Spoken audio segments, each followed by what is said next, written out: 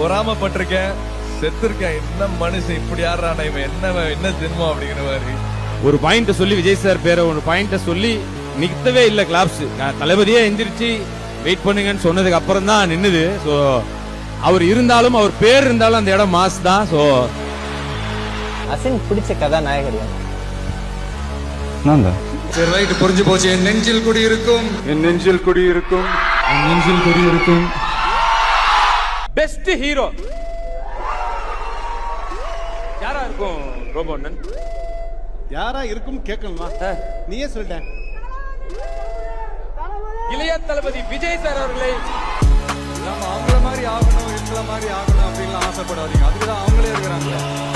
யாரோட அடையாளத்தையும் நீங்க எடுத்துக்காதீங்க. உங்களோட அடையாளத்தை இந்த உலகத்துக்கு நீங்க பதிவு பண்ணிட்டு போங்க.